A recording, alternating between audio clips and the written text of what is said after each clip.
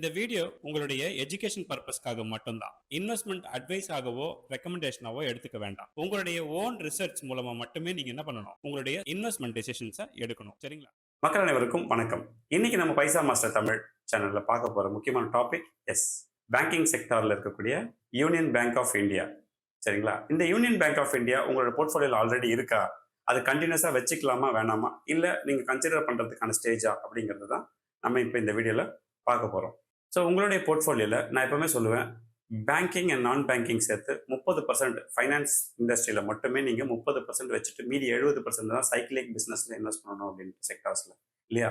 அப்படி நீங்க கரெக்டாக தான் வச்சிருக்கீங்கன்னா no problem, well and good. Suppose நீங்க ஃபர்தர் இன்வெஸ்ட்மெண்ட் பேங்கிங்ல எங்க பண்ணணும்னு நினைச்சீங்கன்னா சில நிறுவனங்கள் நான் அப்பப்போ உங்களுக்கு இன்ட்ரடியூஸ் பண்ணுவேன். அது மாதிரியான ஒரு நிறுவனம் தான் இப்போ நம்ம பார்க்க போற இந்த Union Bank of India. Exactly. So நான் இப்போ என்ன பண்ண போறேன்னா, உங்களுக்கு ஸ்க்ரீனில் ஆல் டைம் சார்ட் வைக்கிறேன், பார்த்துக்கங்க. இந்த ஷேரோட ப்ரைஸ் 188 ரூபாய் இன்னைக்கு நம்ம ரெக்கார்ட் பண்ணிட்டு இந்த சமயத்தில். சரிங்களா? 188 ரூபாய். ரைட். இப்போ நம்ம பார்க்கறது 5 வருஷம். போன 5 வருஷம் மட்டுமே இந்த கம்பெனியோட க்ரோத் ரேட் பார்த்தீங்கன்னா கிட்டத்தட்ட 383% க்ரோத். கிட்டத்தட்ட 400ன்னு வச்சிங்கன்னா 100 ரூபாய் நீங்கள் இன்வெஸ்ட் பண்ணியிருந்தீங்கன்னா இன்னைக்கு அது 500 ரூபாய் ஆயிருக்கும். 1000 ரூபாய் இன்வெஸ்ட் பண்ணியிருந்தீங்கன்னா அது இன்னைக்கு 5000 ருபீஸ் ஆயிருக்கும். ஸோ அந்த மாதிரி உங்களுக்கு கிட்டத்தட்ட 5 டைம்ஸ் க்ரோத் இதில் இருக்கு. ஸோ இப்போ நான் என்ன பண்ணுறேன், உங்களுக்கு லாஸ்ட் 3 இயர் ரெக்கார்டுமே எடுத்து பார்க்குறோம். அதுலேயுமே 160% மேலே உங்களுக்கு க்ரோத் இருக்கு. லாஸ்ட் 1 இயர் எவ்வளோ பேர், எவ்வளோ கம்பெனி, எவ்வளோ செக்டார் பயங்கரமா டிஃபெக்ட்ல இருக்காங்க, பிரச்சனையில் இருக்காங்க. பட் ஸ்டில் இந்த பேங்கிங் செக்டார்லாம் நான் சொல்லியிருக்கேன், ரீரேட்டிங் ஆயிட்டு இருக்கு பேங்கிங் செக்டார், கொஞ்சம் கவனிங்க அப்படின்னு சொல்லியிருக்கேன். அந்த வகையில் இது பார்த்தீங்கன்னா 60% 1 இயர் மட்டுமே க்ரோத் கொடுக்கும். இல்லையா? ரைட். இப்போ இந்த கம்பெனியுடைய ப்ளஸ் என்ன மைனஸ் என்ன அப்படிங்கிறத நம்ம பார்த்துட்டு வந்துடும். அப்போதான் நமக்கு ஒரு ஐடியா கிடைக்கும், இல்லையா? ரைட். இந்த கம்பெனி வந்து ஒரு லார்ஜ் கஸ்டமர் பேஸ் வச்சிருக்காங்க. நிறைய நெட்வொர்க், பேன் இந்தியாவில் உங்களுக்கு நிறைய நெட்வொர்க் இருக்கு. இது நான் எப்பவுமே சொல்லுவேன், ஒரு பேங்க்ல நம்ம இன்வெஸ்ட் பண்ணும்போது அந்த பேங்கிங் எப்படி இருக்கணும்னா டைவர்சிஃபைடு பிசினஸாகவும் இருக்கணும், டைவர்சிஃபைடு லொகேஷனாகவும் இருக்கணும்னு சொல்லுவேன். இதே மாதிரி ஒரு பிரச்சனை ஏற்கனவே நீங்க வந்து சவுத் இந்தியன் பேங்க் பத்தி நம்ம பேசும்போது சொன்னோம். சவுத் இந்தியன் பேங்க் ஏன் வந்து ஓவர் வாலட்டாலிட்டி இருக்கு அப்படின்னு பாத்தீங்கன்னா, அந்த பேங்க் குறிப்பிட்ட, அதாவது கேரளா மற்றும் இந்த பார்டர் இருக்குல்ல, தமிழ்நாடோட பார்டர்ல கிட்டத்தட்ட 70% பிரான்ச்சஸ் வச்சிருக்காங்க. அவங்களோட பிசினஸ் பார்த்தீங்கன்னா இது டிபெண்ட் பண்ணியிருக்கு. மற்ற இடங்கள்லாம் வெறும் 30% தான் பெனட்ரேட் ஆயிருக்காங்க. அப்போ அவங்களுக்கு அந்த கேரளால ஃப்ளட் வந்தாலோ, கேரளால ஏதாவது பிரச்சனை வந்தாலோ உடனே அந்த பேங்க்கும் பாதிக்கப்படுது, அந்த ஷேர் பிரைஸும் பாதிக்கப்படுது, இல்லையா? அவங்களுமே என்ன ரெசல்யூஷன் எடுத்திருக்காங்கன்னா, பேன் இந்தியா நாங்கள் எங்களோட பிரான்ச்சஸை மூவ் பண்ணுவோம் அப்படின்னு ஒரு பாசிட்டிவான ஒரு கான்செப்ட் சொன்னதுனால அது ஒரு பாசிட்டிவ் மோட நோக்கி நகருது. அதே தான். பட் இந்த கம்பெனிலாம் பார்த்தீங்கன்னா ஆல்ரெடி பேன் இந்தியாலேயே இருக்கிறது ஒரு ப்ளஸ். ஓகேங்களா? அடுத்தது நம்ம பார்க்க போகிறது க்ரோத். அதாவது ரீட்டைல் செக்மெண்ட்ல நான் எப்பவுமே சொல்லுவேன், வெறும் கார்பரேட் மட்டுமே, பெரிய பெரிய கம்பெனிங்க, பெரிய பெரிய பேங்க்லாம் வந்து கார்பரேட் செக்மெண்ட் அச்சீவ் பண்ணுவாங்க. பட் இந்த எம்எஸ்எம்இ செக்மெண்ட் யார் அதிகமாக அப்ரோச் பண்ணுறாங்களோ அவங்களுக்கு தான் ப்ராஃபிட்ல மார்ஜின் வந்து அதிகமாக இருக்கும் அப்படின்னு. இவங்க ஆல்ரெடி பார்த்தீங்கன்னா அந்த ஏரியாவில் கீனாக இருக்காங்க. ஸோ அந்த வகையில் இவங்களுக்கு ஒரு ப்ளஸ் இருக்கு.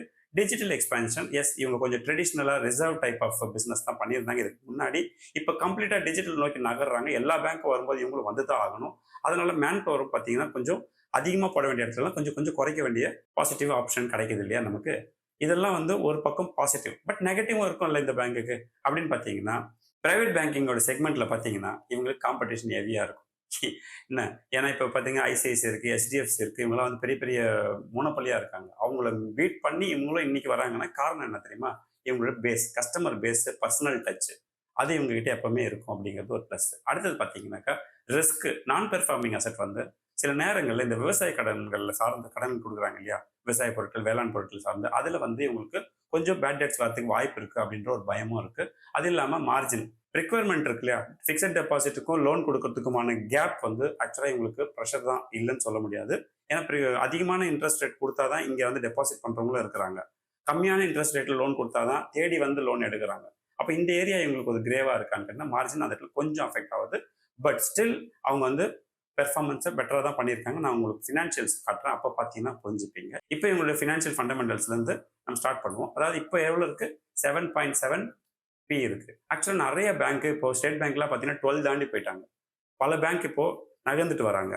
இந்த மாதிரி கன்சர்வேட்டிவான பேங்க்ஸ் எல்லாம் என்ன வராங்கன்னா ரீரேட்டிங் ஆகிட்டு இருக்காங்க, டிஜிட்டலைசேஷன் காரணமாகவும்.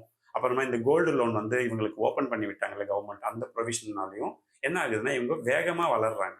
ஸோ கோல்டு லோனில் இன்வெஸ்ட் பண்ணுற மணப்புறம் இல்லை முத்தூட்டு இந்த மாதிரி கம்பெனியில் தான் இன்வெஸ்ட் பண்ணணும் அப்படிலாம் ஒன்றும் இல்லை. அந்த கம்பெனி எப்படி உங்களுக்கு கோல்டு லோன் கொடுக்கணும், அதை விட அதிகமாகவே ஆக்சுவலாக இந்த பேங்க்குங்கெல்லாம் இன்னைக்கு லோனில் இறங்கி கொடுத்துட்டு இருக்காங்கிறது தான் உண்மை. Because there is no risk on these kind of loans. Okay. இப்போ இந்த ரீரேட்டிங் ஆகும்போது இது மேபி 8 கூட ஆகலாம், 9 கூட ஆகலாம், நமக்கு தெரியாது. பட் நம்ம இந்த ரேஞ்சிலே பார்ப்போம். ஓகேங்களா? இதோட ROI பார்த்தீங்கன்னா 15க்கு மேல மெயின்டெயின் பண்றது ஒரு பிளஸ் உங்களுக்கு. அடுத்தது ஏர்னிங் பர் ஷேருமே 24 to 25 இருக்கு. டிடிஎம் சொல்றேன் நானு. இதுல புக் வேல்யூக்கும் ஷேர் பிரைஸ்க்கும் கம்பேர் பண்ணீங்கன்னா, இதோட புக் வேல்யூ இப்போ ரூ. 164 இருக்கு. இதோட ஷேர் பிரைஸ் பார்த்தீங்கன்னா ரூ. 188. Very near. ஸோ இதெல்லாம் ஒரு ஆப்பர்ச்சுனிட்டி உங்களுக்கு ஃபர்தரா நீங்க இதை கொண்டு போறதுக்கு அப்படின்னு நான் சொல்ல வரேன். ரைட். இப்போ இந்த கம்பெனியோட ரெவென்யூ கிராஜுவல் growth இருக்கா அப்படிங்கிறத முதல்ல பார்த்துக்கங்க. எஸ், இது கிராஜுவல் growth இருக்கு. ப்ராஃபிட்ல பார்த்தீங்கன்னா கிட்டத்தட்ட 2800 கோடியில இருந்து எங்க போயிருக்காங்க? 17,000 கோடி ரூபாய் ப்ராஃபிட்டை புக் பண்ணிருக்காங்க. அதாவது 18,000 கோடி ஆக்சுவலா. இப்போ எவ்வளவு மடங்கு வளர்ச்சி? 6 டைம்ஸ் growth. அதுக்கு தான் நான் எப்பவுமே சொல்லுவேன், ஒரு 10 கம்பெனி 12 கம்பெனின்னு ரெஸ்ட்ரிக்டடா இல்லாம ஒரு 30-35 கம்பெனி போகும்போது அதுல ஏதாவது ஒரு கம்பெனி மேஜிக்ஸ் பண்ணும் அப்படின்னு சொல்லியிருக்கு இல்லையா? இது மாதிரியான மேஜிக்ஸ்லாம் இதுல நடக்கிறதுக்கு வாய்ப்பு இருக்குன்னு சொன்னார். ஓகே, இப்போ இதோடைய நெட்வொர்த்தும் கவனிச்சீங்கன்னா கன்சிஸ்டன்ட் growth இருக்கு. இதெல்லாம் நீங்க கவனிச்சிட்டீங்க. இப்போ நம்ம என்ன பார்க்கணும்னா இதோட ரீட்டைல், எஸ், ஷேர் ஹோல்டிங் பேட்டர்ல ரீட்டைல் செக்மெண்ட் எவ்வளவு வச்சிருக்காங்கன்னு பார்த்தீங்கன்னா, எஸ், வெறும் 5.2% தான் இருக்கு. ஸோ இது என்ன மாதிரியான பெனிஃபிட் உங்களுக்கு கொடுக்குன்னா, ஹை வாலட்டாலிட்டி கட் பண்ணும். 20% 25% ரீட்டைல் இருந்தாங்கன்னா என்ன ஆகும்? அந்த பிரச்சனை உங்களுக்கு இல்லை தானேங்க? ரைட். அது மாதிரி நீங்க இந்த ரீட்டைல்ல பார்க்கணுமானா கண்டிப்பா பாருங்க. இது எதனால ஆகும்னா, இது வந்து கம்பெனியுடைய growthல எந்த பிரச்சனையும் உருவாக்காது. பட் ஷேர் பிரைஸ்ல உங்களுக்கு வாலட்டாலிட்டி குறைக்குங்கிறது தான் சொல்ல வரேனே தவிர, மற்றபடி கம்பெனியோடைய பெர்ஃபார்மன்ஸ்ல எந்த பிரச்சனையும் இது கொடுக்க போறதில்லை. எனிவே, இப்போ நம்ம இதோடைய புக் வேல்யூ பார்த்தீங்கன்னா லாஸ்ட் 4 இயர்ஸ்க்கு முன்னாடி, அதாவது 5 இயர்ஸ்க்கு முன்னாடி பார்த்தீங்கன்னா ரூ. 93 இருந்தது. இப்போ எவ்வளோ வந்திருக்கு? ரூ. 140 வந்துருச்சு. மோரோவர் உங்களுக்கு அங்கே நான் என்ன சொன்னேன்? ரூ. 165 வரைக்குமே புக் வேல்யூ வந்திருக்குன்னு சொன்னா டிடிஎம்ல. ரைட். அடுத்தது இவங்களோட ஏர்னிங் பர் ஷேர் பார்த்தீங்கன்னா ரூ. 6 இங்க ரூ. 6 ரூ. 24 வந்திருக்கு. அப்போ எத்தனை மடங்கு இது? ரூ. 6 4 டைம்ஸ். இப்போ நீங்க கணக்குப்படி பார்த்தீங்கன்னா இந்த கம்பெனியுடைய ஃபியூச்சர் 4-5 வருஷம் கழிச்சு 2030ல எவ்வளவு வருங்கிறத நம்ம என்ன பண்ணுவோம்? எப்பவுமே எக்ஸல் எடுத்து போட்டு பார்ப்போம் இல்லையா? அது மாதிரி நம்ம எடுத்து போட்டு பார்த்தோம்னா இதை நம்ம ட்ராக் பண்றோம். அப்போ எவ்வளவு வருது உங்களுக்கு? அப்ராக்சிமேட்டா சொல்றேன், ஒரு ரூ. 50 ரூ. 55 கூட வரதுக்கு சான்சஸ். ஸோ இதில் பேலன்ஸ் ஷீட்ல பார்த்தீங்கன்னா உங்களுக்கு புக் வேல்யூ எவ்வளோ இருக்கு? எஸ், ரூ. 93 இருந்து ஆரம்பிச்சு அப்படியே மெதுவாக நகர்ந்து ரூ. 140 வந்திருக்கு. இப்போ நீங்க ரூ. 169 வரைக்குமே டிடிஎம் வந்தாச்சு. புரியுதுங்களா? ஸோ இது ஒரு அட்வான்டேஜ். இப்போ நம்ம என்ன பண்ணணும்னா இந்த கம்பெனியுடைய ஷேர் பிரைஸ் ஃபியூச்சர்ல எவ்வளோ வரும், அதோட சிஏஜிஆர் என்ன நம்ம கண்டுபிடிக்கணும்னா இந்த புக் வேல்யூ எடுத்து என்ன பண்ணணும்னா, நான் எப்பவுமே போடுற மாதிரி எக்ஸல்ல போட்டு நான் உங்களுக்கு ஒரு ஐடியா காட்டுறேன். அதுபடி பார்த்தீங்கன்னா இந்த எக்ஸல்ல பாருங்க, 5 வருஷத்துக்கான புக் வேல்யூ போட்டுட்டேன். இது அப்படியே நம்ம ட்ராக் பண்ணி பார்த்தோம்னா எவ்வளோ வருது உங்களுக்கு? ரூ. 286 வருது. 2030ல இந்த கம்பெனியோட புக் வேல்யூ இவ்வளோ வரும் அப்படின்னு ஒரு அசம்ஷன்ல போடுறோம். அப்படி இது ஒரு வேலை இது 286 புக் வேல்யூ தான் வருமானு நமக்கு தெரியாது. இருந்தாலும் ஒரு அப்ராக்சிமேட்டா இது வந்தா என்ன ஆகும் அப்படிங்கிறது நம்ம பார்க்குறோம் இல்லையா? ஸோ 286ங்கிற book value, current market price, இதெல்லாம் நான் என்ன பண்றேன் இப்போ உங்க டேபிள்ல வைக்கிறேன் பார்த்துக்கோங்க. இதுல ஃபர்ஸ்ட் லைன் என்னன்னா, ஒருவேளை உங்களோட ROI இப்போ இருக்கிற மாதிரி 15 இருந்துச்சுன்னா 1.25 இருக்கிறதுக்கு சான்ஸ் இருக்கு. அப்படி இருந்துன்னா ரூ. 357 ஆகும். இதை வச்சு கணக்குப்படி பார்த்தீங்கன்னா இந்த ஷேர் பிரைஸோடைய இந்த growth ரேட் இருக்கு இல்லையா, 4.5 வருஷத்துல உங்களுக்கு 15.32 வரும். ஆனா இந்த கம்பெனிங்கெல்லாம், அதாவது நான் சொல்லக்கூடிய இந்த பேங்குங்கெல்லாம் இப்போ ரீரேட்டிங் ஆயிட்டு இருக்காங்க. ரீரேட்டிங் ஆகும்போது என்ன ஆகும்னா இது நல்ல ரிட்டர்ன்ஸ் அதிகமாக கொடுக்கும், செலவுகளை குறைக்கும் அப்படிங்கிறதெல்லாம் உங்களுக்கு தெரியும் இல்லையா? ஏன்னா டிஜிட்டலைசேஷன் உள்ள கொண்டு வரும்போது ஆட்டோமேட்டிக்காக எக்ஸ்பென்ஸ் குறையணும். ஸோ ஒருவேளை இவங்களுடைய ROI 17க்கு கொண்டு வந்தாங்கன்னா கூட அவங்களுடைய பிரைஸ் பை புக் எவ்வளோ வரும்? உங்களுக்கு 1.42 வரும். 1.42 இன்டூ அந்த கால்குலேஷன் நீங்க போட்டு பார்த்தீங்கன்னா கிட்டத்தட்ட ரூ. 405 வரைக்கும் ஷேர் பிரைஸ் போகிறதுக்கு வாய்ப்பு இருக்குது. இது ஆவரேஜா நான் எதிர்பார்க்கக்கூடிய ஏரியா இல்லையா? அப்படி போச்சுன்னா உங்களுக்கு 18.57% சிஏஜிஆர் 4.5 வருஷத்துக்கு வரும். நான் பேங்கிங் செக்டர்ல சொல்லியிருக்கேன், எப்பவுமே அவங்க வந்து ஒரு 15 to 17 மெயின்டைன் பண்ணுவாங்க. ROI சொல்றேன், அது மெயின்டைன் பண்ணுவாங்க. அப்பதான் அவங்களுக்கும் வந்து ப்ராஃபிட்டபிளா இருக்கும்ன்றதுனால. ஸோ அந்த வகையில இதுவும் நடக்கலாம். ஸோ ஒருவேளை இவங்களுடைய ROI 20க்கு மேல போச்சுன்னா அப்ப என்ன ஆகுது உங்களுக்கு? எஸ், 1.67 அதாவது பிரைஸ் பை புக் வருது, பாசிபிலிட்டி இருக்கு. அப்படி வந்துச்சுன்னா இதோட ஷேர் பிரைஸ் எவ்வளவு? 476 போச்சுன்னா கிட்டத்தட்ட 22% மேல உங்களுக்கு சிஏஜிஆர் வரும். அப்ப நம்ம என்ன சொல்லியிருக்கேன் நான், 15%க்கு கீழே இருக்கக்கூடிய எந்த ஒரு சிஏஜிஆர்லயும் உங்களோட இன்வெஸ்ட்மெண்ட்டை ஃபாலோ பண்ணாதீங்கன்னு சொல்லியிருக்கேன். அந்த வகையில இது கான்ஃபிடென்ட்டான ஒரு ப்ராடக்டா உங்க கணிதத்துக்கு தெரியுதா?